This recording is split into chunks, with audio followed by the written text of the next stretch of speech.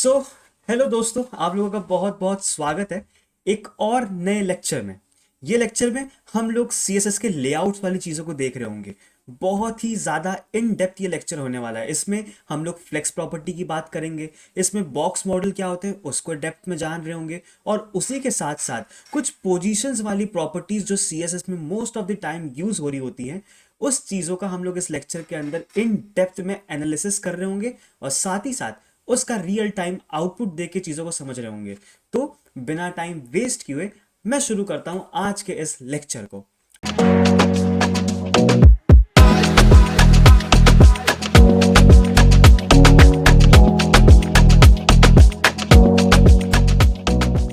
तो लेक्चर शुरू करने से पहले एक छोटी सी मोटिवेशन, जो छोटा सा मैंने यहाँ कोट्स लिख रखा है कि small skills open big doors. CSS may look simple, but it has power to transform ideas into reality. Learn it with focus, use it with creativity, and watch your work stand out. अब देखो, जब तक अब हमने HTML पढ़ लिया है, अब HTML जो हम लोगों ने पढ़ लिया है उसका जो लेआउट था बहुत ही ज़्यादा खराब था। एक वेबसाइट को असली लुक एंड फील देने वाला सीएसएस ही आता है। तो सीएसएस लोग कहते हैं बहुत ही छोटी सी स्किल है, क्योंकि बहुत इजी होती है, लोग काफ़ी जल्दी सीख जाते हैं इसको। बट यही एक ऐसी मेन चीज़ें हैं जो आपके आइडियाज़ को रियलिटी में बदलेगी। मतलब जो भी डिज़ाइन आप सोचते हैं, उस डिज़ाइन को क्रिएट करने के लिए सीएसएस का बहुत ज़्यादा यूज़ होता है। इसलिए सीएसएस आना आपको बहुत ज़्यादा नेसेसरी हो जाती चीज़ है। मतलब अगर आप एक डेवलपर हैं, अगर आपको सीएसएस नहीं आती है तो फिर क्या खाक डेवलपर हैं आप? क्योंकि सीएसएस से ही तो अपनी वेबसाइट का लुक एंड फील आता है, जो यूज़र एक्सपीरियंस है वो एनहेंस करता है अपना सीएसएस। इसलिए सीएसएस आना बहुत ज़्यादा ज़रूरी है। इसलिए एकदम फोकस के साथ और अपने क्रिएटिव माइंड के साथ इस चीज़ को पढ़िए, ताकि आपकी वेबसाइट जो है वो बाकी लोगों से स्टैंड आउट करे। चलो, तो अब शुरू करने से पहले छोटी सी एक और चीज़, कि हम लोग का एक डिस्कॉर्ड सर्वर है, उस पर आप ज्वाइन कर सकते हैं। जो भी आपको डाउट्स होंगे इस पूरी जर्नी में, आप वो वहाँ बेझिझक पूछ सकते हैं। आपको हमेशा एक डाउट सपोर्ट के लिए कोई ना कोई बंदा दिखेगा ही दिखेगा। हालांकि वो मैं ही रहने वाला हूँ, इतनी बड़ी तो टीम है भी नहीं, और ना ही इतना बड़ा फिलहाल यूट्यूब चैनल है जो मैं एक टीम रख लूँ। तो आपको मैं ही दिखने वाला हूँ, और मैं आपके सारे डाउट्स को क्लियर करूंगा तो करूंगा। ठीक है, चलो, तो हम लोग शुरू करते हैं अपने सेशन को। अब जो मैं सबसे पहले बात करने वाला हूँ वो पिछले वीडियो की है। पिछली वीडियो की क्यों? देखो, पिछली वीडियो में हम लोगों ने बहुत सारी चीज़ें पढ़ी थी, तो उसकी एक छोटा सा टास्क मैं आपको देना चाहता हूँ जो मैंने पिछली वीडियो में नहीं दिया था। मैं वो पिछली वीडियो के जो टॉपिक्स हैं उससे रिलेटेड कुछ टास्क देना चाहता हूँ। कैसे टास्क? अब मैं टास्क की अगर बात करूँ, तो आपको एक सिंपल सा डेव क्रिएट करना है जिसको आईडी देनी है बॉक्स। ठीक है, चलो एक डेव क्रिएट करेंगे जिसको आईडी देंगे बॉक्स, और उसमें कुछ कंटेंट डालना है उस डेव के अंदर, और उसका बैकग्राउंड कलर ब्लू कर देना है। बहुत ही सिंपल सी चीज़ है ये तो आप विद इन अ मिनट्स कर सकते हैं, अगर आपने मेरी पिछला लेक्चर देखा है तो। Second question, create 3 headings with H1 H2 and H3। ठीक है भैया, 3 हेडिंग्स क्रिएट कर लेंगे। देखो हिंट भी रखा है मैंने यहाँ कि H1 H2 और H3 से क्रिएट करना है। Okay, give them all classes heading and set colour of headings to red. अब देखो क्या बोल रहा है, वो जो मैंने 3 हेडिंग्स बनाई हैं उन तीनों को क्लासेस देने, किस नाम से? हेडिंग नाम से देना है। ठीक है, चलो भैया ये काम तो हो जाएगा। अब आगे क्या? मतलब मैं कह रहा हूं उस हेडिंग वाली क्लास को टारगेट करो और उसके कलर को चेंज कर दो रेड में। कलर बेसिकली टेक्स्ट कलर की बात कर रहा है, तो मतलब फॉन्ट का जो कलर है वो चेंज हो जाए रेड में। ये है आपका टास्क नंबर 2। टास्क नंबर 3 क्या होगा? टास्क नंबर 3 में आपको एक बटन क्रिएट करना है, उसका बैकग्राउंड कलर सेट करना है। अब बैकग्राउंड कलर कैसे सेट करना है, कुछ कंडीशंस है यहाँ। Green using CSS style sheet, blue using style tag, and pink using inline CSS। ये बेसिकली मैं क्यों दे रहा हूं आपको, ताकि आप जान पाएंगे कि कौन सी चीज की इंपॉर्टेंस ज्यादा होती है, कौन सी चीज की इंपॉर्टेंस कम होती है। तो एक बार ये तीनों क्वेश्चन को सॉल्व करेगा, आपको जो जितनी भी क्लैरिटी है CSS से रिलेटेड, वो सारी चीजें आपको इन 3 क्वेश्चंस में क्लियर हो जाएंगी। तो आपका एक क्विक रिवीजन भी हो जाएगा और चीजें आपको बहुत ही इन डेप्थ समझ में भी आ जाएंगी। ठीक है, तो चलो अब शुरू करते हैं अपने आज के टॉपिक्स पे। आज के टॉपिक्स के ऊपर चर्चा करते हैं, बहुत ही इंटरेस्टिंग टॉपिक होने वाला है। आज का जो टॉपिक है सबसे पहला, वो है CSS डिस्प्ले प्रॉपर्टी। बहुत ही इंपॉर्टेंट और बहुत ज्यादा यूज की जाने वाली प्रॉपर्टी होती है डिस्प्ले प्रॉपर्टी। आप इसको 90 से 99% ऑफ टाइम आप डिस्प्ले प्रॉपर्टी को कहीं ना कहीं किसी ना किसी रूप में यूज कर ही रहे होंगे। तो सोच लो भाई कितनी ज़्यादा ही इंपॉर्टेंट प्रॉपर्टी होने वाली है ये। मतलब कोई भी ऐसा फ्रंट एंड डेवलपर नहीं होगा जिसको इस डिस्प्ले प्रॉपर्टी के बारे में पता ना हो सकता है ऐसी कुछ प्रॉपर्टीज है जो सबको ना पता हो, पर डिस्प्ले प्रॉपर्टी हर एक बंदा जानता होगा। क्यों? बहुत ज़्यादा ज़रूरी है। और ज़रूरी होने के साथ साथ ये चीज़ों को इतना आसान बना देती है कि हम लोग को लेआउट्स क्रिएट करने में किसी भी तरह की प्रॉब्लम नहीं होती है। आज के इस लेक्चर के बाद आपको कभी भी एक वेबसाइट के लेआउट क्रिएट करने में कभी प्रॉब्लम नहीं होगी, कभी भी नहीं होगी, मैं गारंटी लेता हूँ। चलो अब आगे चलते हैं हम लोग। तो डिस्प्ले प्रॉपर्टी की जब भी हम लोग बात करते हैं तो वो क्या करता है? पहली जो डिस्प्ले प्रॉपर्टी है वो है डिस्प्ले ब्लॉक। कैसे यूज करते हैं? तो सिंटेक्स दे रखा है कि div का मैंने यूज किया है, div में मैंने डिस्प्ले प्रॉपर्टी का नाम दे दिया, और पहली वैल्यू की जो हम लोग बात करने वाले हैं वो है ब्लॉक प्रॉपर्टी। अच्छा, मैंने आपको HTML में पढ़ा था inline elements and block level elements. ठीक है, अगर आपको याद आ रहा है इसका मतलब आप लोगों ने बहुत अच्छी तरीके से पढ़ाई की है। अगर नहीं की है तो भाई जाके पहले पढ़ो। HTML की वीडियो चैनल पे पड़ी हुई है, जाके देखो, चीज़ों को सीखो, और उसके बाद दोबारा इस चीज़ को पढ़ना। ठीक है, तो अब क्या होती है चीज़ें? Display block. ब्लॉक एलिमेंट क्या होता है? जो एक फुल विथ ले लेता है। ठीक है, बहुत बढ़िया बात है। इनलाइन सीएसएस क्या थी? सॉरी, इनलाइन सीएसएस नहीं, इनलाइन एलिमेंट्स क्या होते हैं? जो कहता है कि जितना मेरा विथ है उतना ही मुझे दे देना, या जितना मेरा कंटेंट है उतनी सी मुझे जगह दे दो, बाकी मैं जगह हड़पना नहीं चाहता हूँ। मैं बहुत ही सीधा साधा इंसान हूँ। जितनी मेरी स्पेस होगी या जितनी मुझे स्पेस रिक्वायर्ड होगी, मैं सिर्फ उतनी स्पेस लेके बैठा रहूंगा। जो डिस्प्ले ब्लॉक है, ये जो डिस्प्ले प्रॉपर्टी है, ये उन चीज को हैंडल करने में मदद कर रही है। A block level elements always starts on a new line and takes the full width available. अब देखिए, मैं चाहूं, मैं किसी भी एलिमेंट को ब्लॉक बनाना चाहता हूं तो मैं ब्लॉक लेवल एलिमेंट बना दूंगा। अगर मैं चाहता हूं वो इनलाइन हो जाए तो मैं उसको इनलाइन भी बना सकता हूं। This makes the element behave like a big box that stretches across the entire with. जो कि हम लोगों ने ब्लॉक लेवल एलिमेंट की डेफिनेशन ही ये थी कि ब्लॉक लेवल एलिमेंट्स क्या होते हैं कि वो पूरी विथ लेगा। वो बोलता है मैं फैल के बैठने वाला हूं, मैं कभी भी एडजस्ट नहीं करूंगा। तो वो सेम चीजें किसी पर्टिकुलर एलिमेंट पे मैं लगा देता हूं। देखो, अगर मैं कोड में जाऊं, देखिए VS कोड को मैं ओपन कर लेता हूं। मैंने इसको लाइव सर्वर से ओपन कर रखा है, इसमें कुछ और खास काम मैंने किया नहीं है। देखो, H1 जो टैग है अपना, वो क्या होता है? बाय डिफॉल्ट ये ब्लॉक लेवल एलिमेंट होता है। ठीक है, मतलब इसका जो आउटपुट होगा वो हमेशा एक नई लाइन पे स्टार्ट होगा। तो इसका अगर मैं आउटपुट देखूं तो देखो हमेशा एक नई लाइन पे स्टार्ट होगा। मैं एक और इसको कॉपी कर लेता हूं, तो देखो अब ये नेक्स्ट लाइन पे आ रहा है। इसके बाद की जगह खाली है। क्यों खाली है? क्योंकि ये ब्लॉक लेवल एलिमेंट है। But with the help of CSS मैं चाहूं तो मैं इसको इनलाइन में कन्वर्ट कर सकता हूं, एक चुटकी बजा के। ठीक है, देखो कैसे। मैं सिंपल सा क्या करता हूं, यहाँ इंटरनल CSS का यूज कर रहा हूं जो हम लोगों ने पिछले लेक्चर पे देख लिया था। मैं यहाँ H1 को टारगेट करता हूँ, और H1 को टारगेट करने के बाद मैं यहाँ लिख देता हूँ डिस्प्ले इनलाइन। अब हालांकि मैं आपको एक नेक्स्ट प्रॉपर्टी के बारे में पढ़ा रहा हूँ जो नेक्स्ट स्लाइड पे है। देखो मैं नेक्स्ट स्लाइड पे जाता हूँ, तो है अपनी display inline. Inline elements do not start on new line and only takes the space required, जैसे कि स्पैन टैग, एंकर टैग और स्ट्रॉन्ग टैग। बट देखो थोड़ा सा यूज केस दिखाता हूँ। अगर मैंने H1 को डिस्प्ले इनलाइन दे दिया, बाय डिफॉल्ट तो इसकी जो डिस्प्ले प्रॉपर्टी होती है वो होती है ब्लॉक। तो इसका मतलब क्या होता है, एक नेक्स्ट लाइन पे शुरू होना चाहिए था उसको। बट जैसे ही मैंने यहाँ डिस्प्ले इनलाइन कर दिया, अब अगर मैं आउटपुट देखूं तो हम लोग का आउटपुट अब गेस कर सकते हैं हम लोग कि देखो ये दोनों ही चीजें अब अगल बगल आ रही हैं। ये एक नए लाइन से स्टार्ट नहीं हो रहा है। इसका मतलब इसका मतलब बहुत ही क्लियर है कि हम लोग ने H1 को डिस्प्ले प्रॉपर्टी देके उसको मैंने इनलाइन में कन्वर्ट कर दिया। बहुत ही इजी। और इसका वाइस वर्सा, अगर मैं चाहता हूं अपना जो इनलाइन एलिमेंट है, जैसे मान लो स्पैन टैग है, स्पैन टैग अपना इनलाइन एलिमेंट है। जी हाँ भैया, बिल्कुल होता है। अगर मैं चाहता हूं कि मैं इसको ब्लॉक बना दूं, देखो फिलहाल मैं यहाँ ब्लॉक लिख देता हूं। देखो ब्लॉक तो अभी फिलहाल अंदर का टेक्स्ट है। तो अगर मैं यहाँ आउटपुट देखूं, देखो यहाँ ब्लॉक लिख के आ रहा है, और ये इनलाइन था, इसीलिए इसने इसके आगे से कंटिन्यू कर लिया। बोलता है मैं, मेरे अंदर ईगो नहीं है, मैं जहां भी मुझे जगह मिलेगी मैं बहुत ही इजीली बैठ जाऊंगा। बट अभी मैं चाहता हूं कि ये ऐसा ना बिहेव करे। मैं 2-3 बार और कॉपी करता हूं। अब अगर आउटपुट देखूं, देखो वो 4 बार यहां शो हो रहा है। बट जैसे ही मैं अपने स्टाइल टैग के अंदर स्पैन टैग को टारगेट कर रहा हूं और इसको मैं डिस्प्ले देता हूं, डिस्प्ले ब्लॉक, तो क्या होगा बहुत ध्यान से देखना। देखो अब ये सारे जो स्पैन टैग मैंने लिख रखा था वो हर एक चीज एक नए लाइन से शुरुआत हो रही है। इसका मतलब क्या है, मैं कोई भी चीजों को, कोई भी HTML एलिमेंट्स को कन्वर्ट कर सकता हूं। मैं चाहूं किसी इनलाइन एलिमेंट्स को ब्लॉक में कन्वर्ट कर सकता हूं, किसी ब्लॉक लेवल एलिमेंट्स को मैं इनलाइन लेवल एलिमेंट्स में कन्वर्ट कर सकता हूं, सिर्फ एक छोटी सी प्रॉपर्टी जिसका नाम है डिस्प्ले प्रॉपर्टी। डिस्प्ले प्रॉपर्टी में अगर मैंने ब्लॉक दे दिया तो वो एक ब्लॉक लेवल एलिमेंट हो जाएगा। डिस्प्ले में अगर मैंने इनलाइन दे दिया तो वो इनलाइन वाला एलिमेंट्स हो जाएगा। बहुत इतना इजी होता है ये चीज़ों को चेंज करना।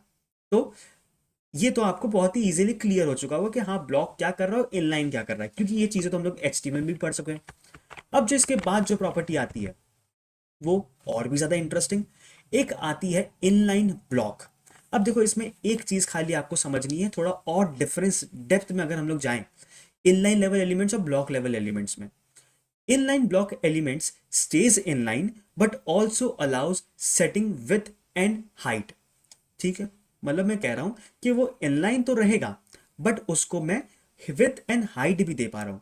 तो आप बोलेंगे कि ये चीज ऐसा मैं क्यों कह रहा हूं, width and height तो मैं किसी को भी दे सकता हूं ना, बट ऐसा नहीं है। जो भी एलिमेंट्स ब्लॉक लेवल एलिमेंट होते हैं सिर्फ उन्हीं एलिमेंट्स को मैं विथ एंड हाइट दे सकता हूं। जो भी एलिमेंट इनलाइन एलिमेंट्स है उसको मैं विथ एंड हाइट कभी भी नहीं दे सकता हूं। जैसे कुछ एग्जांपल देखते हैं। यहां मैं बोलता हूं बैकग्राउंड कलर दे देना इसको येलो, ठीक है, और स्पैन टैग को अपना बैकग्राउंड कलर दे देना, कुछ भी मैं कह देता हूँ यहाँ ब्लू कह देता हूँ, चलो ब्लू दे देते हैं, कोई दिक्कत नहीं है। अब अगर मैं आउटपुट देखूँ इसका तो देखो यहाँ तो चीज़ें आ रही हैं। अब देखो सबसे पहले जो अपना H1 टैग था बाय डिफॉल्ट तो वो ब्लॉक होता है, बट अब मैंने चेंज क्या कर दिया है इनलाइन में। अब देखो मैं इसको विथ देने की कोशिश करता हूँ कि मैं कहता हूँ कि विथ ले लो 200 पिक्सल, ठीक है, 200 पिक्सल की विथ दे दी मैंने। अब अगर मैं आउटपुट देखूं, देखो ये हल्का सा भी चेंज नहीं हो रहा है, ये बिल्कुल वैसा का वैसा ही है। 200 की जगह मैं कह दूं 1000 पिक्सल, अभी भी ये चेंज नहीं होगा। क्यों? क्योंकि इनलाइन एलिमेंट्स में ना ही मैं विथ दे सकता हूं ना ही मैं हाइट दे सकता हूं। मैं सिर्फ किस में हाइट या विथ दे सकता हूं, सिर्फ ब्लॉक लेवल एलिमेंट्स में दे सकता हूं। तो ब्लॉक लेवल एलिमेंट्स कहाँ है? Span tag. Basically span tag अपना इनलाइन एलिमेंट होता है, बट डिस्प्ले प्रॉपर्टी से मैंने इसको ब्लॉक दे रखा है। तो मैं क्या इसमें विथ एंड हाइट दे सकता हूं? चलो ट्राई करके देखते हैं। विथ 200 पिक्सल, अगर मैं आउटपुट देखूं तो देखो इन सब की विथ जो थी वो बहुत ही ज्यादा कम हो चुकी है। मतलब जितना 200 पिक्सल होता है वो 200 पिक्सल में इतनी चीजें आगे कवर हो गई हैं। तो इसका मतलब क्या है, जो भी ब्लॉक लेवल एलिमेंट होगा मैं उसमें विथ एंड हाइट दे सकता हूं काफी इजीली, मतलब मैं उसका स्ट्रक्चर चेंज कर सकता हूं। ठीक है, पहली चीज तो भैया ये समझ में आ गई। बट अब ये इनलाइन ब्लॉक कौन सी चिड़िया का नाम है? देखो मैं चाहता हूं कि वो इनलाइन रहे, मतलब उसको जितनी स्पेस चाहिए थी उतनी स्पेस मिले, उसके बाद अगर स्पेस खाली है तो दूसरा एलिमेंट वहां से स्टार्ट कर सके। ठीक है, पहली बात तो ये। बट मैं उस एलिमेंट को कुछ हाइट एंड विथ भी देना चाहता हूं। मैं चाहता हूं स्पेसिंग क्रिएट करना, अगर मैं चाहता हूं तो मैं नॉर्मली तो कर ही नहीं सकता। अब जब मैं नॉर्मली कर नहीं सकता तो ये तो बहुत बड़ी प्रॉब्लम है। तो इसलिए CSS वालों ने सोचा कि थोड़ा ठंड रखो, वैसे भी ठंड तो पड़ ही रही है बाहर, हम लोग भी यहाँ थोड़ा ठंड बनाते हैं, हम लोग चीज़ों को चेंज करते हैं थोड़ा। उन लोगों ने क्या किया, एक नई प्रॉपर्टी लाया जिसका नाम था इनलाइन ब्लॉक। अगर मैं इनलाइन डैश ब्लॉक कर दूं, थोड़ी सी विथ कम करता हूं, मैं इसको 300 पिक्सल कर देता हूं। अब अगर मैं आउटपुट देखूं तो देखो अब इसकी विथ जो है वो बढ़ चुकी है। अभी भी ये दोनों सेम ही लाइन में आ रहे हैं क्योंकि इनलाइन CSS बिल्कुल ऐसे ही काम करती है। और जो उसमें ब्लॉक का जो फ्लेवर आया है, उस ब्लॉक के फ्लेवर की वजह से क्या हो रहा है, हम उसको हाइट एंड विथ भी दे पा रहे हैं। तो ये चीज़ों को लेआउट को सेट करने के लिए और भी ज़्यादा चीज़ों को आसान कर देता है। ठीक है, तो ये प्रॉपर्टी बहुत ही ज़्यादा इंपॉर्टेंट है और बहुत बार आप चीज़ों को यूज़ कर रहे होंगे इन सारे चीज़ों को कोड के अंदर। ठीक है, अब नेक्स्ट प्रॉपर्टी क्या है? नेक्स्ट प्रॉपर्टी नाम से ही एकदम चीज़ें फटाक से क्लियर हो जाती हैं। क्या? Display none. डिस्प्ले नन मतलब दिखाओ ही नहीं। Completely hides the element from the page, it will not take any space, मतलब वो बिल्कुल ही गायब कर देगा, वो ऐसा दिखाएगा कि वो कभी एग्जिस्ट ही नहीं करता। This removes the element from the layout as if it doesn't exist. अभी मैंने बताया कि वो ऐसे हटा देगा कि लगेगा ही नहीं वो कभी एग्जिस्ट करता भी था। जैसे अभी मैं यहां कहता हूं, जो मैंने H1 बनाया था, मैं कहता हूं डिस्प्ले इनलाइन ब्लॉक्स वगैरह को तेल लेने जाओ, डिस्प्ले नन कर दो। ठीक है, अगर मैं डिस्प्ले नन कर रहा हूं, अब अगर मैं आउटपुट देखूं, देखो वो चीज शो ही नहीं हो रही है। क्या मैंने कोड से हटा दी चीज़ों को? नहीं, कोड में तो देखो दो H1s दिख रहे हैं, बट मेरे आउटपुट में नहीं दिख रहा है। क्यों नहीं दिख रहा है? क्योंकि मैंने सिंपली यहां से चीज़ों को हटा दिया था। बस इतनी सिंपल सी चीज़ है। ठीक है, तो ये तो बहुत ही सिंपल सा हम लोगों ने काम कर दिया, इसके अंदर चीज़ें हट चुकी हैं, बहुत ही बेहतरीन तरीके से काम कर रही हैं। ठीक है, चलो ये वाला पार्ट भी हो गया। अब नेक्स्ट प्रॉपर्टी को देखते हैं, क्योंकि प्रॉपर्टीज बहुत इजी इजी हैं और इसमें कुछ खास फिलहाल जानने वाला नहीं है। तो नेक्स्ट प्रॉपर्टी की अगर बात करें, अब हम लोग बात करने जा रहे हैं बहुत ही ज़्यादा इंपॉर्टेंट प्रॉपर्टी के बारे में, जिसका नाम है CSS पोजीशन प्रॉपर्टी। अब पोजीशन, पोजीशन से देखो नाम से समझ में आता है कि मैं कहीं उस चीज़ की जो लोकेशन है वो चेंज करना चाह रहा हूँ, मतलब मैं पोजीशन चेंज करना चाह रहा हूँ। मैं चाहता हूँ कि वो टॉप में नहीं, वो कहीं बॉटम राइट में रहे, वो लेफ्ट में रहे, कहीं वो राइट साइड अलाइंड हो, कभी वो लेफ्ट साइड अलाइंड हो, कभी वो बॉटम से स्टार्ट हो रहा है, कभी वो टॉप से स्टार्ट हो रहा है। तो अगर आपने CSS पहले पढ़ रखी है तो आपको थोड़ी थोड़ी चीज़ें सेंस कर रही होंगी कि मैं ऐसे टॉप बॉटम लेफ्ट राइट ये सारी चीज़ें क्यों बोल रहा हूँ। अगर नहीं भी पढ़ा है तो कोई प्रॉब्लम नहीं है, अभी आपको सारी चीज़ें क्लियर हो जाएंगी। चलो पहले बात करते हैं पोजीशन प्रॉपर्टी में स्टैटिक और रिलेटिव की। देखो, स्टैटिक को समझना बहुत ज़्यादा आसान है, स्टैटिक पे ज़्यादा दिमाग नहीं देना है। क्यों नहीं देना है? क्योंकि बाय डिफ़ॉल्ट जो भी प्रॉपर्टीज़, जो भी हम लोग HTML एलिमेंट का यूज़ करते हैं, वो बाय डिफ़ॉल्ट उसकी जो पोजीशन प्रॉपर्टी होती है वो बाय डिफ़ॉल्ट स्टैटिक होती है। अब जब जब मैं बाय डिफ़ॉल्ट बोल रहा हूँ, इसका मतलब क्या है? क्या मुझे लिखना पड़ रहा है? नहीं। अगर मैं नहीं भी लिखूंगा तब भी वो क्या होगा? स्टैटिक होगा। इसका मतलब क्या? तो मतलब आप भैया कहना चाह रहे हैं कि जो मैंने यहाँ H1 लिखा है, हाँ बिल्कुल लिखा है, तो क्या H1 को प्रॉपर्टी मिली होगी एक पोजीशन नाम की? बिल्कुल मिली होगी। तो उसकी वैल्यू क्या होगी? उसकी वैल्यू स्टैटिक होगी। इतना सिंपल सा मतलब है। बाय डिफॉल्ट का मतलब उसकी वैल्यू पहले से होगी, आप दें चाहे ना दें उससे कोई फर्क नहीं पड़ता है। ठीक है, तो भैया फिर ये स्टैटिक वैल्यू करती क्या है? तो अगर स्टैटिक वैल्यू को हम लोग देखें, this is the default position, the element follows the normal page flow and can not be moved using top left bottom right.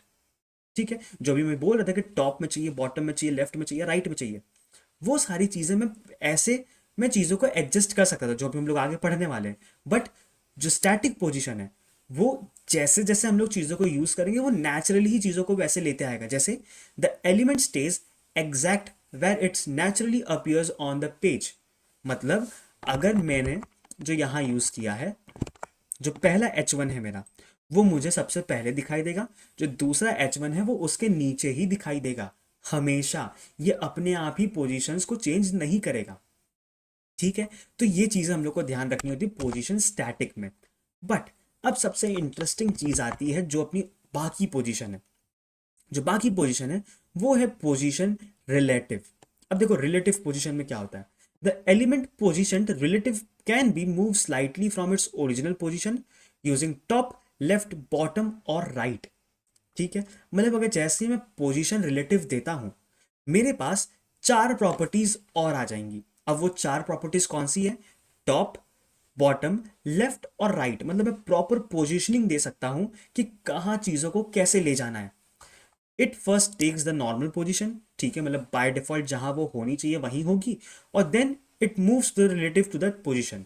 अब देखो ये कहना क्या चाह रहा है, मान लो मैं यहाँ एक डेफ क्रिएट कर लेता हूँ। ठीक है, मैंने डेफ क्रिएट कर लिया। डेफ को मैं यहाँ टारगेट करता हूँ कि भाई डेफ को टारगेट किया, और मैं इसको देता हूँ बैकग्राउंड कलर येलो। चलो येलो दे देते हैं, कोई फर्क नहीं पड़ता है। और मैं इसको विथ देता हूँ, विथ मैंने फिलहाल दे दी इसको 50 पिक्सल, और हाइट भी मैंने दे दी 50 पिक्सल, जिससे ये एक स्क्वाड शेप में चीजें दिखाई दे रही है। ठीक है, अब आपने बहुत सारी वेबसाइट में देखा होगा चैट बॉट्स बनते हुए, मैं इसका रियल लाइफ यूज केस भी समझा रहा हूँ। चैट बॉट्स में होता क्या है, वो चैट बॉट आपका कहीं इस कोने में कहीं पड़ा होता है, जब आप क्लिक करते हो तो वो चैट बॉक्स खोलता है। ठीक है, या तो वो इस राइट कॉर्नर में होता है या तो वो लेफ्ट कॉर्नर में होता है। तो वो लेफ्ट या राइट कॉर्नर में जाता कैसे है? तो वो जाने के लिए बेसिकली हम लोग ऐसी प्रॉपर्टीज का यूज करते हैं। अब देखो बहुत सारी चीजें हैं जिसमें हम लोग जानेंगे। तो मैं क्या करता हूँ, फिलहाल इस डेफ को देता हूँ पोजीशन, पोजीशन देता हूँ रिलेटिव। ठीक है, पोजीशन मैंने रिलेटिव दे दी। अब मैं क्या करूंगा, अब मैं इसको बोलता हूं कि भाई पोजीशन ले लो। कैसी पोजीशन ले लो? मैं कहता हूं टॉप से 50 पिक्सल्स और राइट से 50 पिक्सल्स। अब अगर मैं आउटपुट देखूं, देखो बहुत ही साइड में चला गया, क्यों साइड में चला गया? क्योंकि अब वो कह रहा है कि मुझे आपने रिलेटिव तो बना दिया, बट मेरी जो पोजीशनिंग दे रहे हैं आप, वो थोड़ी गड़बड़ दे रहे हैं। देखो अगर मैं माइनस में दे दूं, माइनस में 500 पिक्सल, देखो अब ये आगे आ रहा है। देखो यहाँ चीज़ें जा रही हैं। क्यों जा रही हैं? क्योंकि ये सारी चीज़ें हम लोग पोजीशन प्रॉपर्टी की मदद से कर पा रहे हैं।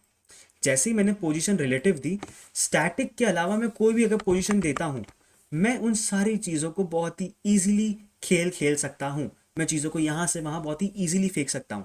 बट यहाँ थोड़ी सी एक चीज़ आपको ध्यान में रखना है, जो रिलेटिव प्रॉपर्टी है वो हम लोग ऐसे यूज़ नहीं करते हैं। तो कैसे करते हैं? अब अगर मैं आगे जाऊं, तो उसका यूज़ होता है कॉम्बिनेशंस के साथ। कैसे कॉम्बिनेशंस के साथ? जो आते हैं हम लोग के ये दो कॉम्बिनेशन, जिसका नाम है एब्सोल्यूट एंड फिक्स्ड। अब देखो हो क्या रहा है। An absolute element is removed from the normal flow and it is positioned relative to the nearest positioned ancestor. It can placed anywhere on the page, but the reference point is its parent element if parent is positioned.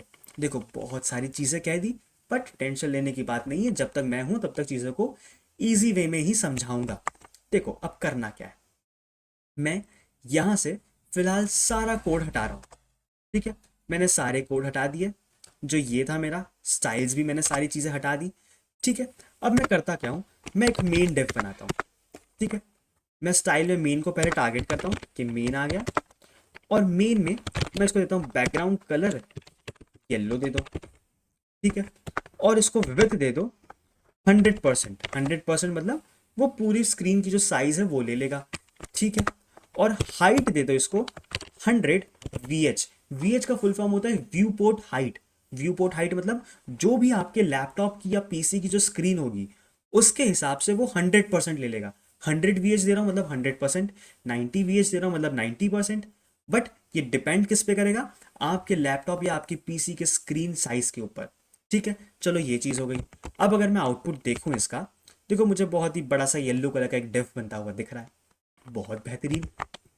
अब मैं चाहता हूं कि इसके अंदर एक डिफ create करूंगा।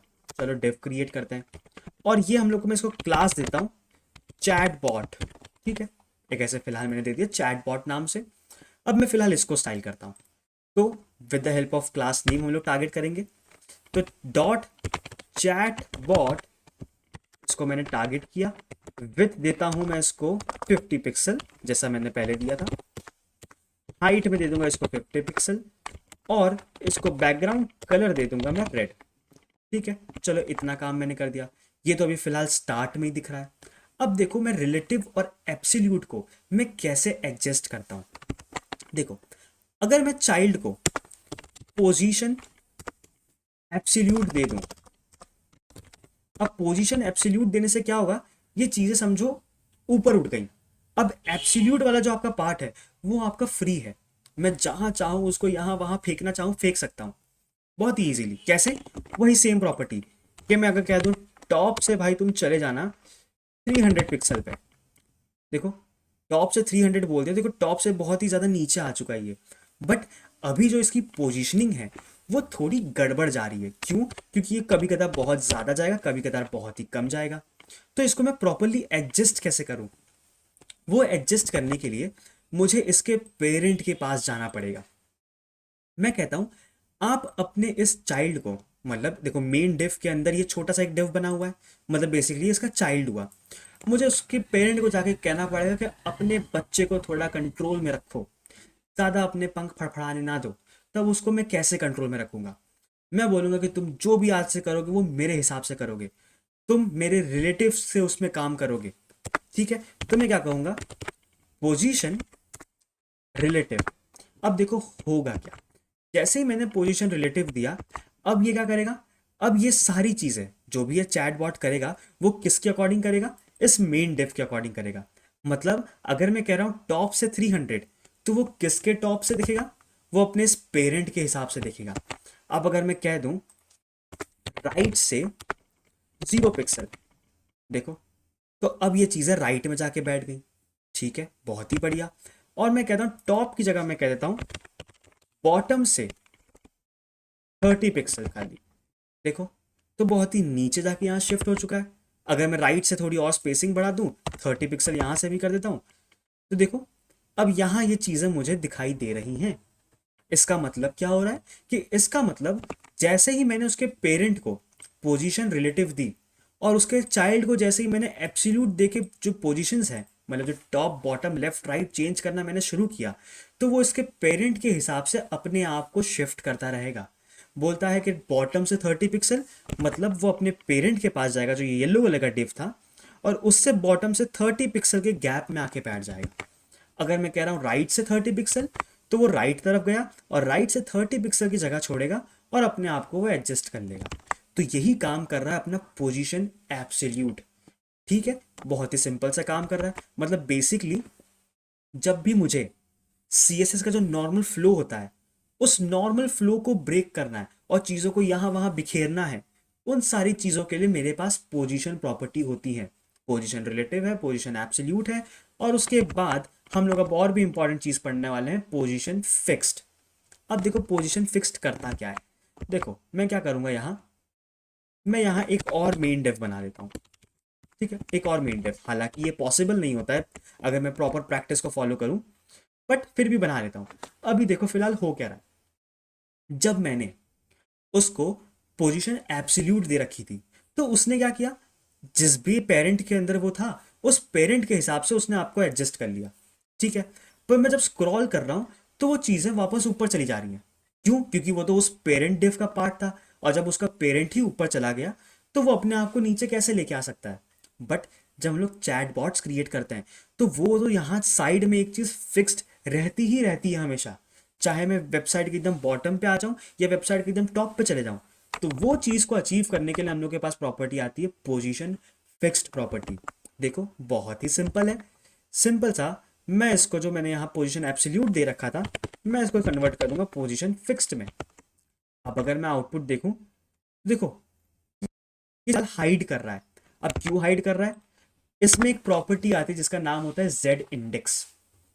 तो मैं फिलहाल जेड इंडेक्स देता हूं। बेसिकली ये क्या करता है, जेड इंडेक्स हम लोग को ये बताता है कि हम लोग की कौन सी चीज आगे होनी चाहिए, कौन सी चीज पीछे होनी चाहिए।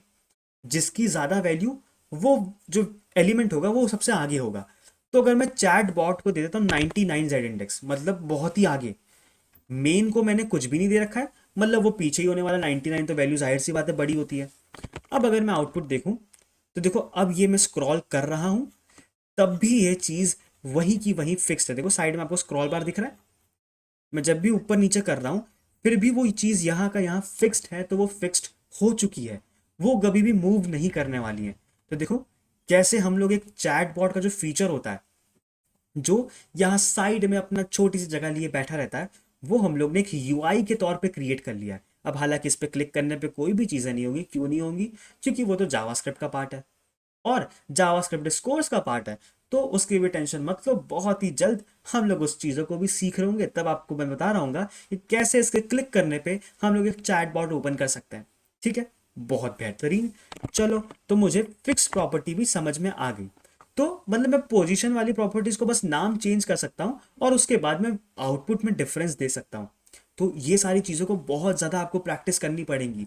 यही चीज़ें मेन है, यही चीज़ें आपको वेबसाइट बनाएंगी। देखो जो मैंने पिछले लेक्चर लिया था, उसमें मैं कुछ भी ज़्यादातर चीज़ें ऐसी नहीं दिखा रहा था कि ये रियल लाइफ में कहाँ यूज़ हो रही है, ये कहाँ यूज़ हो रही है, क्योंकि वो तो टेक्स्ट से रिलेटेड था। टेक्स्ट की जो प्रॉपर्टीज़ है, मैं जैसे चाहूँ वैसे चेंज कर सकता हूँ। बट ये आपके वेबसाइट के लेआउट को डिसाइड कर रही है कि कौन सी चीज़ कहाँ रहेगी, कौन सी चीज़ को कैसे मैं अलाइन कर सकता हूँ। वो सारी चीज़ें बहुत इंपॉर्टेंट होती है, इसीलिए ये पर्टिकुलर लेक्चर मैंने अलग से डिसाइड किया कि मैं इसको अलग से ही रखूंगा। चाहता तो मैं कल वाले में भी इसको यूज़ कर सकता था। चलो बैटरी लो, बट कोई प्रॉब्लम नहीं है, अपने पास चार्जर पड़ा हुआ है, तो चार्जर एकदम 2 मिनट में लगा देते हैं। तो मैंने चार्जर लगा दिया है।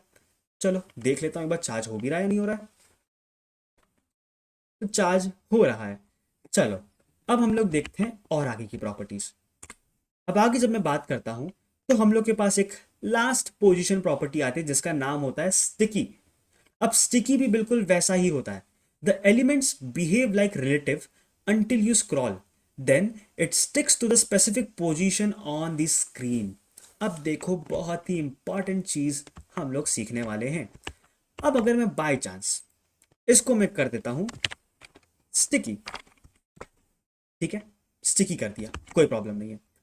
तो हुआ क्या, ये ऊपर आ गया। बट अब जैसे ही, अब इसका कहने का मतलब क्या हो रहा है, देखो बहुत चीजें समझना, कि जैसे ये स्टिकी है, मैं बोलता हूँ जैसे ही मैं इसको स्क्रॉल करता हूँ, जो भी मैंने इसको वैल्यू दे रखी होगी वो वहीं चिपक जाएगा, वो चीजें वहां से हटेंगी ही नहीं।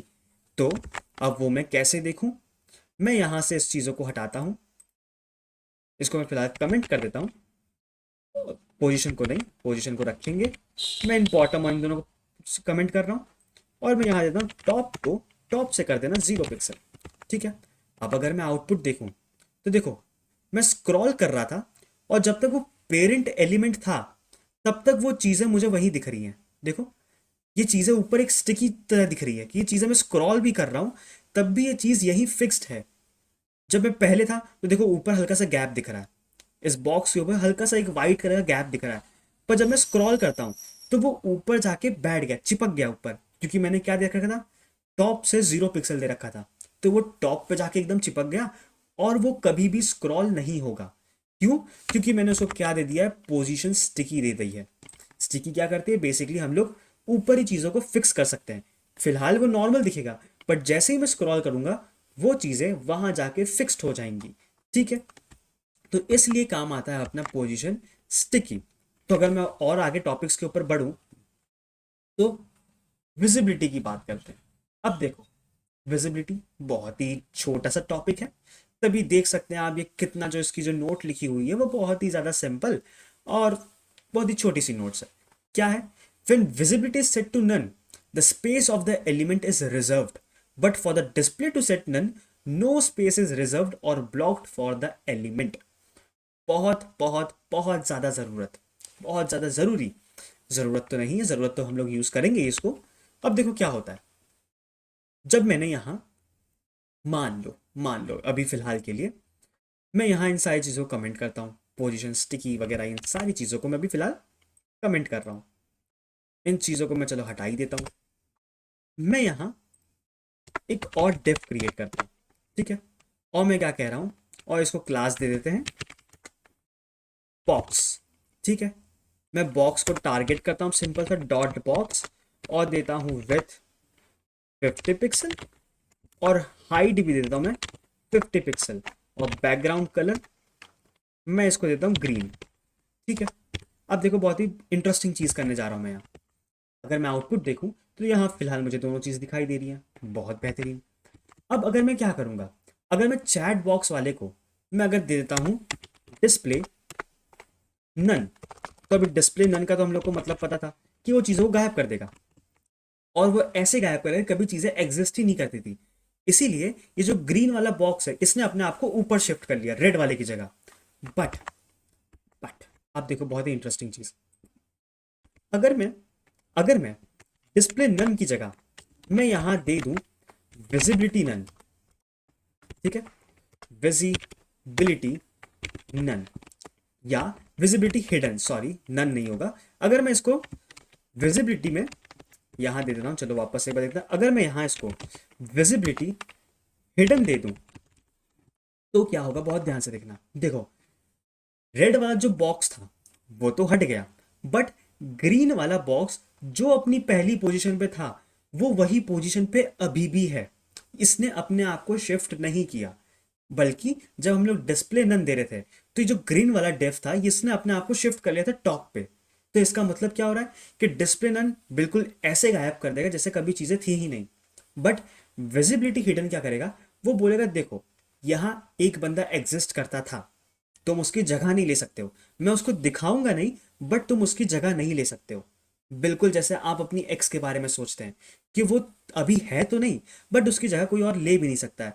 तो मैं कहूंगा थोड़ा सा मूव ऑन करना चाहिए आप लोगों को। बट खैर, विजिबिलिटी की बात है, तो विजिबिलिटी अगर मैंने हिडन दे रखा है तो उसकी जगह बनी रहेगी और कोई भी उसकी जगह नहीं ले पाएगा। तो बहुत ही सिंपल सी प्रॉपर्टी, बट बहुत ही ज्यादा इंपॉर्टेंट प्रॉपर्टी भी मानी जाती है ये चीज। ठीक है। अब हम लोग बढ़ते हैं अपने नेक्स्ट टॉपिक की तरफ। तो नेक्स्ट टॉपिक जो हम लोग का है वो है CSS box model. Box model बहुत ही इंपॉर्टेंट और बहुत ही ज्यादा यूज होने वाली चीजें हैं बॉक्स मॉडल के अंदर। इंटरव्यू पार्ट से मान लो, या आपकी नॉलेज के हिसाब से मान लो, या आपके लेआउट स्ट्रक्चरिंग के हिसाब से मान लो, हर एक केस में बॉक्स मॉडल की बहुत ही ज़्यादा इंपॉर्टेंस है, इसीलिए इसको एकदम डेप्थ में देखना, एकदम पूरा फोकस, अगर आपका फोकस अभी कहीं यहाँ वहाँ है तो सारे फोकस को यहाँ ले आओ, सारे फोकस को यहाँ ले आओ, ताकि आप ये पार्ट को बिल्कुल भी मिस ना करें। तो शुरू करते हैं अपने बॉक्स मॉडल को। जब बात अब बॉक्स मॉडल पे आ ही चुकी है, तो चलो क्यों ना देखते हैं इसको, बॉक्स मॉडल को एकदम डेप्थ में, कि चीज़ें कैसे काम कर रही हैं बॉक्स मॉडल में। तो देखो बॉक्स मॉडल बेसिकली क्या होता है, हम लोग इसमें हाइट, विथ, बॉर्डर और मार्जिन से खेलते हैं। अब ये कैसे खेलते हैं, देखो जब भी हम लोग कोई एक एलिमेंट बनाते हैं, उसके अंदर कोई कंटेंट लिखते हैं, तो वो सिर्फ कंटेंट के साथ नहीं आता है, उसके साथ बहुत सारी चीज़ें और आती हैं। अब वो और चीजें होती क्या है, वो बेसिकली हम लोग की ये 5 चीजें होती हैं। अब ये 5 चीजें कैसे काम कर रही हैं, देखो बॉक्स मॉडल बिल्कुल इसी तरह बनता है कि ये हम लोग की होती है बॉर्डर। ठीक है, बॉर्डर, बॉर्डर के अंदर हम लोग सारी चीजें लिख रहे होते हैं। ठीक है, अब मेन आपको बॉर्डर से सारी चीजों को समझना है। ठीक है, बॉर्डर से समझना है आपको चीजों को। अब बॉर्डर के अंदर, उसके अंदर कंटेंट्स होंगे, तो बॉर्डर के अंदर मैंने कंटेंट लिख रखा है। ठीक है, जाहिर सी बात है जो भी कंटेंट होगा वो बॉर्डर के अंदर होगा। ठीक है, अब बात करते हैं ये पैडिंग क्या है, मार्जिन क्या है, हाइट एंड विथ। तो अब तक आप लोग जान चुके हैं कि हाइट एंड विथ क्या है, कि बेसिकली हम लोग किसी भी एलिमेंट को हाइट और विथ दे सकते हैं। तो एक एक करके देखते हैं चीजों को। पहले हम लोग बात करते हैं हाइट देने की। By default it sets the content area height of the element. अब मैं ये चीज क्या बोल रहा हूँ, अपने HTML पे आ गए, इस चैट बॉक्स के अंदर, वो तो फिलहाल मैंने विजिबिलिटी हिडन कर रखी है, इसको भी मैं हटा देता हूँ, कमेंट कर देता हूँ इसको फिलहाल, ताकि हम लोग को दोनों चीजें दिखाई दे। मैं यहाँ कहता हूँ कि इसके अंदर एक पैराग्राफ टैग ले लो और लिख दो box 1। ठीक है, और बॉक्स के अंदर हम लोग लिख देंगे कि एक और पैराग्राफ टैग ले लो इसके अंदर, और लिख दो इसके अंदर box 2। ठीक है, अब अगर मैं इसका आउटपुट देखूं, तो आउटपुट देखो बहुत ही सिंपल सा आ रहा है। आउटपुट एक डब्बे में box 1 लिख के आ रहा है, दूसरे डब्बे में box 2 लिख के आ रहा है। ठीक है, बहुत ही बेहतरीन है। बट अब आगे क्या करना है, तो देखो जैसे मैंने यहाँ हाइट एंड विथ प्रॉपर्टी दी थी, तो वही चीज़ों को वो काम कर रहा है। अब अगर मैंने कोई भी हाइट नहीं दी होती, मान लो मैंने बॉक्स, जो मैंने आईडी दी है, जो क्लास दी थी मैंने बॉक्स को, अगर उसकी हाइट को मैं कमेंट कर देता हूँ, तो वो हाइट क्या लेगा, तो वो हाइट बेसिकली अपने कंटेंट के हिसाब से ले लेगा, जितना कंटेंट होगा उतनी उसकी हाइट होगी। As simple as that. ठीक है, चलो ये चीज़ तो हो गई। बट अगर मैं चाहूँ, मैं अपनी मर्जी से हाइट ऐड करना चाहता हूँ, तो मैं वो भी कर सकता हूँ। अगर मैं यहाँ 150 लिख दूँ, तो इसकी हाइट और लंबी हो जाएगी। ठीक है, अब विथ भी वैसी चीज़ है। तो विथ क्या कहता है, बहुत ही सिंपल सी चीज़ क्या है विथ भी, कि by default it sets the content area width of the element, और मैं चाहूं तो उसको एक्स्ट्रा दे सकता हूं। मतलब देखो कंटेंट box 1 जितना लिखा है, तो इसीलिए उसकी जो विथ है, वो भी जितनी चीज़ों में लिखा हुआ है सिर्फ उतनी ही विथ ले रहा है वो। बट अब अगर मैं इसको विथ अपने मर्जी से देना चाहता हूँ, मान लो मैं दे रहा हूँ 350, तो मुझे यहाँ विथ प्रॉपर्टी देके 350 लिखना पड़ेगा। अब मैं अगर आउटपुट देखूं, देखो इसने अपने आप की विथ को बहुत ही ज़्यादा बड़ा कर लिया है। तो हाइट एंड विथ प्रॉपर्टी तो हम लोग ने इस टॉपिक से पहले ही चीज़ों को पढ़ लिया था, क्योंकि बहुत बार हम लोग चीज़ों को फ्लो फ्लो में पहले ही पढ़ लेते हैं, जो बहुत ही ज़्यादा यूज़ होती हैं। ठीक है, अब नेक्स्ट प्रॉपर्टी कौन सी है, नेक्स्ट प्रॉपर्टी की हम लोग बात करें तो बॉर्डर। अब देखो बॉर्डर मैंने पहले इसलिए रखा है क्योंकि बॉर्डर से ही सारी चीज़ों का रिलेशन है। कैसे है, अभी बहुत ही छोटा सा टाइम दो, बस छोटा सा टाइम, अभी चीज़ें समझ में आ जाएंगी आपको। देखो फिलहाल बॉर्डर के पास अपनी 3 प्रॉपर्टीज होती हैं, border with, border style and border colour. ठीक है, पहले बॉर्डर विथ की अगर मैं बात करूं, तो बॉर्डर की विथ कितनी, मतलब बॉर्डर कितना चौड़ा होना चाहिए, तो मैं इस बॉक्स वाले डिफ पे करता हूं, जिसमें मैंने क्लास बॉक्स दे रखा है, मतलब मैं इस डिफ की बात कर रहा हूं।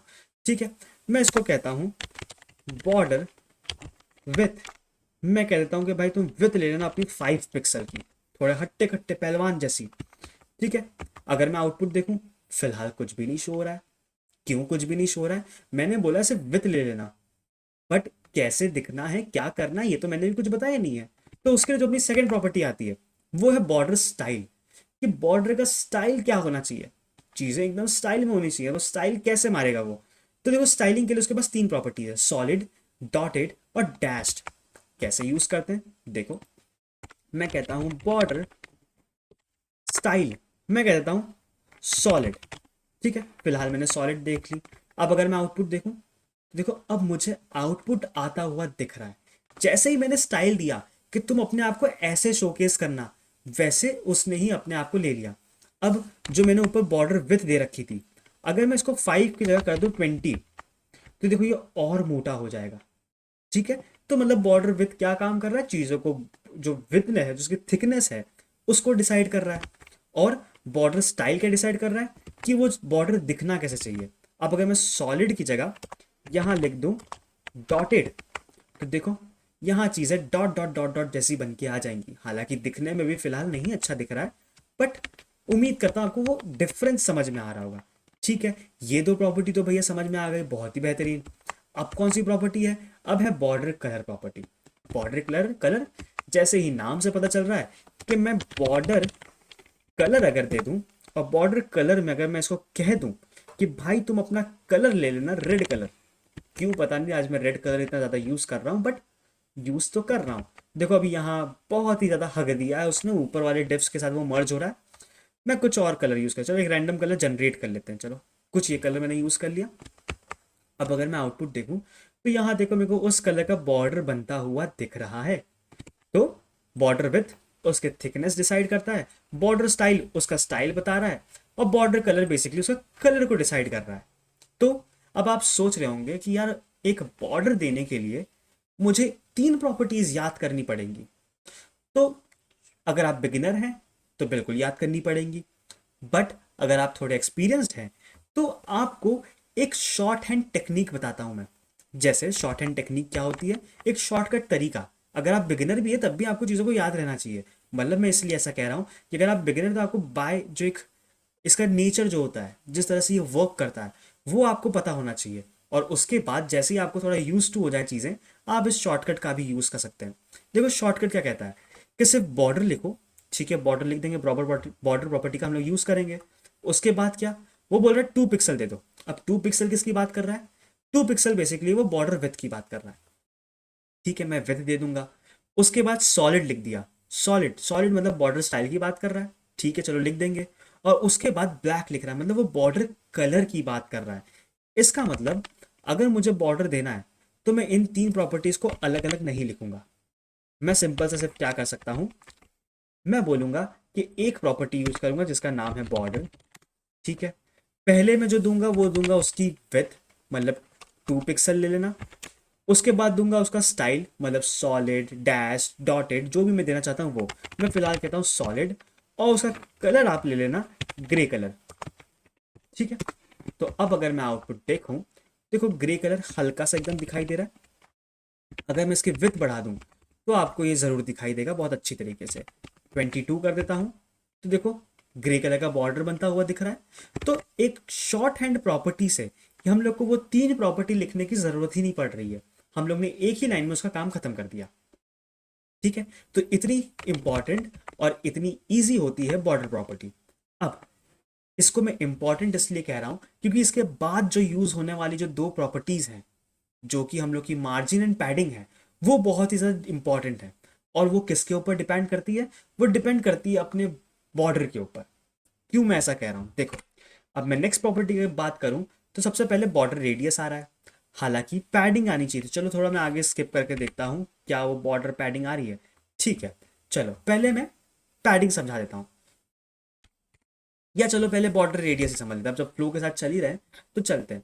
तो जो नेक्स्ट टॉपिक जो हम लोग का है वो है बॉर्डर रेडियस। अब बॉर्डर रेडियस कैसे अप्लाई करते हैं, देखो बहुत बार आपने आपकी वेबसाइट्स में देखा होगा कि उसके जो बॉर्डर होते हैं वो थोड़े राउंडेड होते हैं।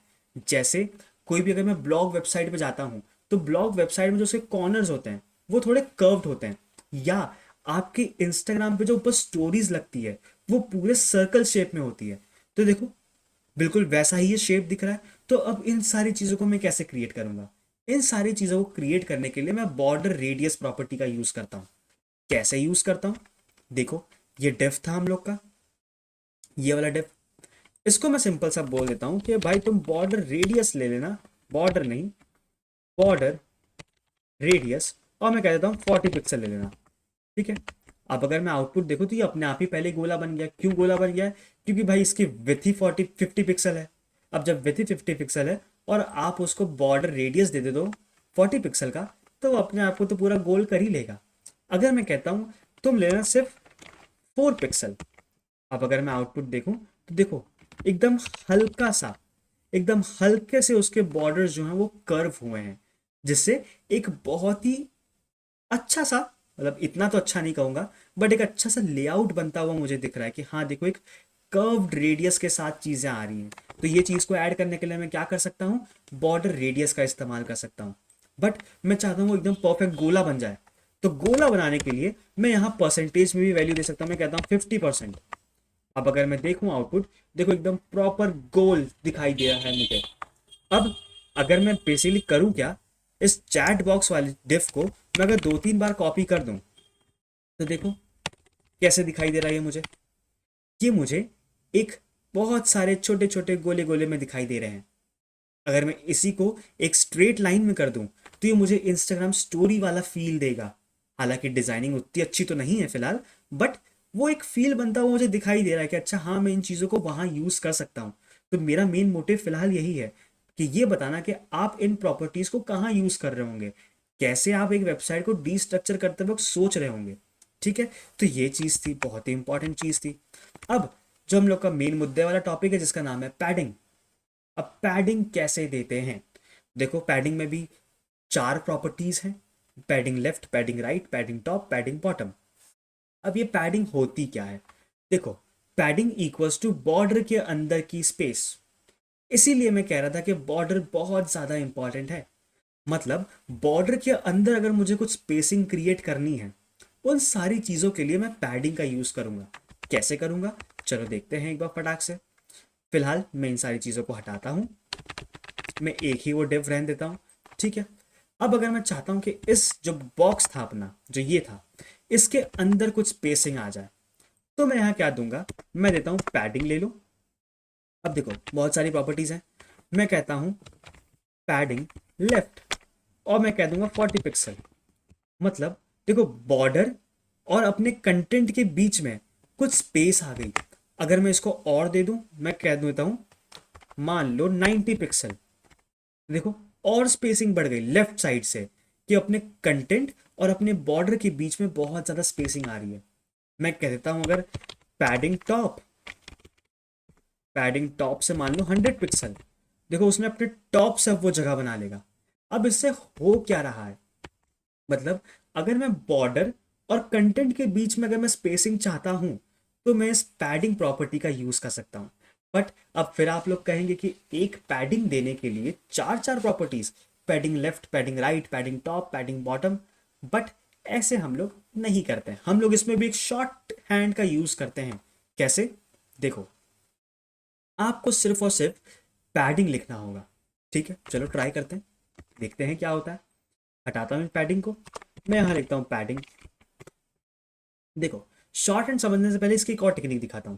अगर मैं यहां 100 पिक्सल लिख दूं, सिर्फ और सिर्फ 100 पिक्सल, तो ये क्या करेगा, तो ये करेगा कि चारों तरफ से, टॉप बॉटम लेफ्ट राइट जहां भी हो, हर जगह से 100 पिक्सल की जो स्पेस है वो आपको प्रोवाइड करवा देगा। ठीक है, तो पैडिंग का काम तो सिंपल सा फिलहाल इतना है। अब देखो ये बहुत ही अजीब सा लेआउट दिख रहा होगा, आप कह रहे होंगे नहीं भैया ये तो हो ही नहीं रहा है, यहां से स्पेसिंग कम है, टॉप से स्पेसिंग ज्यादा है, बॉटम में उससे भी ज्यादा है, राइट में उस सबसे ही ज्यादा है, तो ये चीज तो प्रॉपरली काम नहीं कर रही है। ये इसलिए हो रहा है क्योंकि यहां मैंने हाइट एंड विथ दे रखा है। मैं हाइट एंड विथ को फिलहाल हटा देता हूं। ठीक है, अब अगर मैं देखूं आउटपुट अपना, अगर मैं जूम आउट करता हूं फिलहाल, देखो फिलहाल ये क्या है, बहुत ही ज्यादा चीजें हैं। मैं यहां कह देता हूं विथ फिट, मतलब जितना कंटेंट है उतना लेना। अब देखो जैसे ही मैंने फिट कंटेंट दिया, मतलब जितना कंटेंट पे अपनी चीजें आ रही हैं उसके हिसाब से विथ को रख लेना। अब फिलहाल मैं पैडिंग हटाता हूं, तो देखो जो बॉक्स लिखा है बिल्कुल एकदम उसका चिपका हुआ है, क्योंकि हम लोगों ने देखा बाय डिफॉल्ट क्या होता है, जितना उसका कंटेंट होता है उतनी उसकी विथ होती है, और जितना उसका कंटेंट होता है उसी के हिसाब से उसकी हाइट होती है। अब अगर मैं पैडिंग दे दूं 100 पिक्सल की, तो क्या हो रहा है, जब मैंने सिर्फ एक प्रॉपर्टी का यूज किया है, उसने टॉप बॉटम लेफ्ट राइट चारों जगह से उस 100 पिक्सल की पैडिंग को दे दी है। अब कंटेंट और बॉर्डर के बीच में चारों तरफ से 100 पिक्सल का ही गैपिंग है। ठीक है, बहुत ही बढ़िया। अब क्या, सेकंड पार्ट क्या? सेकंड ये है कि अगर मुझे हर जगह अलग अलग देनी है तो उसके लिए मैं क्या करूंगा? तो पहले हम लोग एक चीज और समझते हैं। मैं चाहता हूं टॉप बॉटम से तो 100 रहे, बट लेफ्ट राइट से वो 200 रहे। तो वो मैं कैसे करूंगा? देखो अभी मैंने एक प्रॉपर्टी दी, इसका मतलब वो चारों तरफ की बात कर रहा है। अगर मैं यहां दो प्रॉपर्टी दे देता हूं तो क्या होगा? अब देखो बहुत ध्यान से समझना। जब मैंने दो प्रॉपर्टी दी है तो ये जो पहली वाली प्रॉपर्टी है ये बात कर रही है टॉप बॉटम की, और जो दूसरी वाली प्रॉपर्टी है ये बात कर रही है लेफ्ट राइट की। तो अब अगर मैं देखूं आउटपुट, देखो टॉप बॉटम से इक्वल स्पेसेस थी। अब अगर उसको लेफ्ट राइट से भी इक्वल 100 पिक्सल ही मिलता तो ये बिल्कुल स्क्वायर की तरह दिखता। बट इसकी जो लेफ्ट राइट से जो पैडिंग है वो थोड़ी ज्यादा है as compare to top and bottom. इसका मतलब क्या हो रहा है? जो हम लोग ने यहाँ प्रॉपर्टी यूज की थी कि टॉप बॉटम में 100 दे देना और लेफ्ट राइट में दे देना 200 पिक्सल, तो वो बिल्कुल इस तरह हम लोग काम करवा सकते हैं। अब लास्ट एंड फाइनल, अब मैं चाहता हूं कि हर जगह से अलग अलग हो, टॉप में अलग, बॉटम में अलग, राइट में अलग, लेफ्ट में अलग। तो घड़ी को याद करो, जो समय बीतता जा रहा है उस बीतते हुए पल को याद करो। कैसे घड़ी चलती है हम लोग की? क्लॉकवाइज, मतलब राइट तरफ मुड़ती है, ऐसे ऐसे चलती है। तो बिल्कुल उसी फ्लो को हम लोग को देखना है। अब उस फ्लो को क्या करना है? देखो चार जगह है, टॉप बॉटम लेफ्ट राइट। अब मैं क्या करूंगा? मैं चार प्रॉपर्टीज दूंगा। देखो 200 पिक्सल दे दिया, उसके बाद मैंने दे दिया 300 पिक्सल, उसके बाद दे दिया मैंने 400 पिक्सल। अब मैं डिसाइड कैसे करूंगा कि कौन सी वैल्यू किसको मिलेगी? तो इसीलिए मैंने कहा था घड़ी को याद करो। क्लॉकवाइज, शुरू से टॉप से शुरू होगी। क्लॉकवाइज है तो वो राइट तरफ जाएगी पहले, उसके बाद वो बॉटम में आएगी, फिर उसके बाद वो लेफ्ट जाएगी। ठीक है, बिल्कुल वैसे ही शुरुआत टॉप से होगी। तो जो 100 पिक्सल है वो टॉप को बता रहा है। जब वो राइट की तरफ जा रहा है तो वो 200 पिक्सल की बात कर रहा है। जब वो बॉटम मतलब 300, और जब वो लेफ्ट की तरफ जा रहा है इसका मतलब वो 400 पिक्सल की बात कर रहा है। ठीक है, अब अगर मैं आउटपुट देखूं तो देखो कितना अजीबो गरीब सा एक लेआउट बनता हुआ मुझे दिख रहा है। बट चीजें आपकी बिल्कुल परफेक्टली काम कर रही हैं। अभी हो सकता है कि आप बोल रहे हैं कि कैसा अजीब सा डब्बा बना दिया आपने, बट जैसे ही आप एक प्रोजेक्ट क्रिएट करेंगे आपके सारे दिमाग के जो तार हैं वो एकदम खुल जाएंगे। आपको समझ आएगा कि ये सब चीजें क्यों पढ़ रहे थे हम लोग। ठीक है, चलो ये चीज हो गई। अब जो नेक्स्ट प्रॉपर्टी है वो है मार्जिन। अब फिर बॉर्डर बहुत इंपॉर्टेंट है कि बॉर्डर की बाहर की स्पेसेस के लिए हम लोग मार्जिन का यूज करते हैं, और लिखने का तरीका बिल्कुल सेम, बिल्कुल सेम, कोई भी डिफरेंस नहीं है, सेम। बस अब डिफरेंस क्या है? ये मुझे बॉर्डर के अंदर स्पेसिंग ला के दे रहा है। अब अगर उसके बाहर मुझे स्पेसिंग चाहिए तो मैं यूज करूंगा मार्जिन का। मैं देखो मार्जिन देता हूं, मार्जिन ले लेना 40 पिक्सल। अब देखो मैंने सिर्फ एक वैल्यू दी है, इसका मतलब वो टॉप बॉटम लेफ्ट राइट हर जगह से 40 पिक्सल की मार्जिन को ऐड कर देगा। मैं अगर आउटपुट देखूं, देखो टॉप से भी इसने अपने आप को हल्का शिफ्ट किया, लेफ्ट से भी किया, राइट से भी इसने किया है, बट अभी उसके राइट में कोई चीज थी नहीं तो हम लोग को यहाँ विजिबल है नहीं वो चीज। बट ये फिर भी अपनी तरीके से काम कर रहा है।